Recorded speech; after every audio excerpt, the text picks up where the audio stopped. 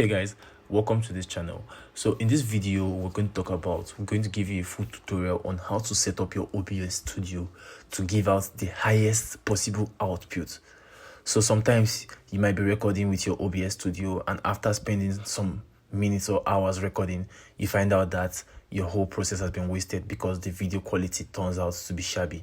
So in this video, I'm going to give you a full guideline on how to set up OBS Studio to give out the best video output.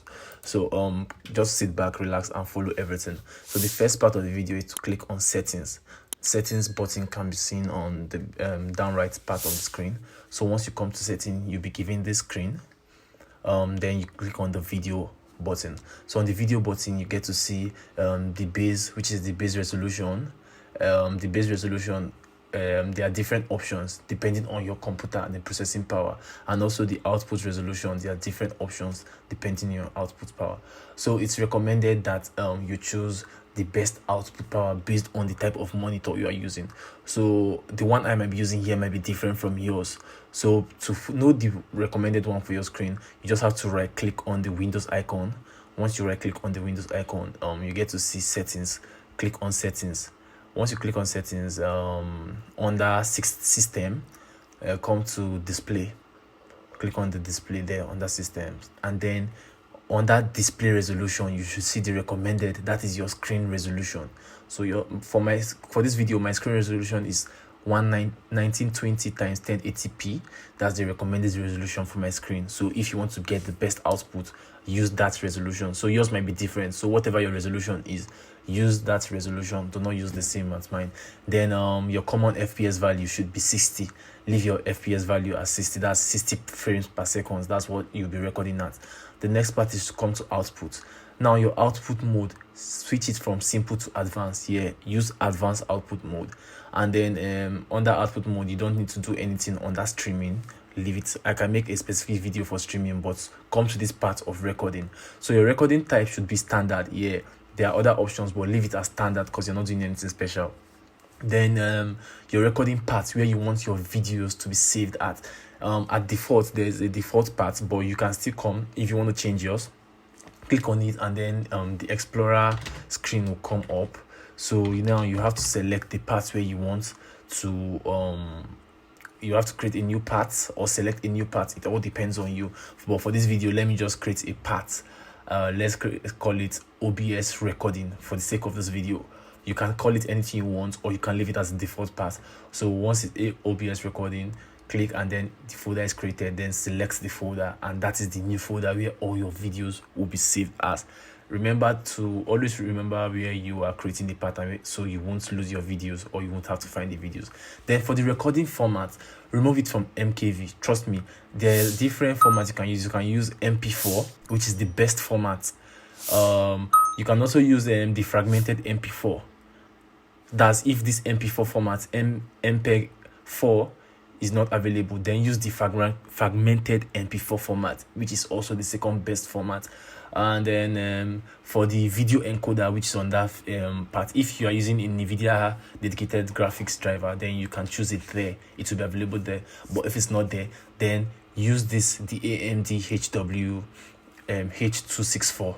Yes, this driver, it's also a very good encoder. This is what I'm going to use for my video, because my encoder has it. But if you don't have it also, then this is the next best one, which is the X264. If you don't have it, then for the audio encoder, use the FMPEG. Then for the audio track, now audio track, you can use multiple audio track, but it depends on you. If you just have one audio source, like me, for this video, I'm using just one audio source, which is my microphone. I'm going to use one audio track. But if you're a streamer like Twitch, you're streaming on different platforms and you want to use different audio source, then you can add other audio tracks to your to these settings. But since I'm just using one audio source, I'm just using the first one. And then make sure the automatic file splitting is not checked. I'll leave it like that. Then here, this is one of the important parts, the encoder settings. You can either choose CBR or CQP. CBR or CQP. These are the two I'll recommend for you. So for the CBR, if you are recording from 4K and above, you can change your kilobits to, let's say, 25,000 kilobits per second, your bitrate. you can change it to 25,000 kilobits per second. And if you are recording but my screen now, I'm recording at 1080p. It's recommended to choose between 15,000 or 1500 to 1800 kilobits per second. That depends on your screen. So if you are recording from 1080p up, use 18,000 kilobits per second. But if you are using the 4K resolution for a recording, then use the 25,000 kilobits per second.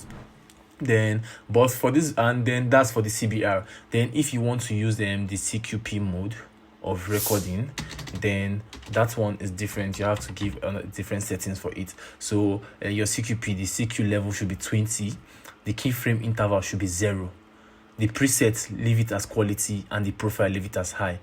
Your max B frame, change it to 2.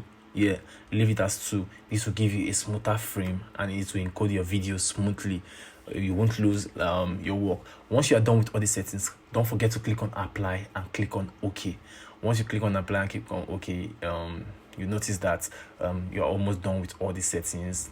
Then one more thing, you have to go and upgrade your drivers. You have to update your drivers. So click on the Windows icon, right click on it, and then go to device manager. Depends on how fast your PC is or the workload you have running, it might take a while. I have lots of applications running on the background, that's why it's taking a while. So under device manager, come to display adapter, click on that drop down icon, and then you're going to see adapter there. Right click on it and then click on update driver. Then you get two options. Just search for it automatically, and it will search. Make sure you're connected to the internet. It will search for it, and if your driver is updated, it will tell you that you have the best drivers already installed. If it's not updated, then it's going to tell you to download the driver. Once you've updated your graphics driver, your display driver, and everything, you'll be fine, and you'll see that your videos will be coming out very, very excellent. So you don't even need to do much. You don't need to stress yourself and try to make crazy videos. Your videos will be very, very, very excellent once you do that. Then one more thing I would try to recommend, if you don't want this OBS screen once you start your recording to be showing on your screen here, this one I'm highlighting to be showing on your screen once you start your recording, click on this hide OBS window from screen capture. Once you click on hide OBS window from screen capture, you don't need to do anything else. Once you hide OBS from screen capture, anytime you're recording, it will not be showing on the screen anymore. So don't forget to like and subscribe to this video. If you have any questions, don't hesitate to ask questions in the comment section, and we'll give you an answer as soon as possible. Don't forget to like, subscribe, and thank you for watching.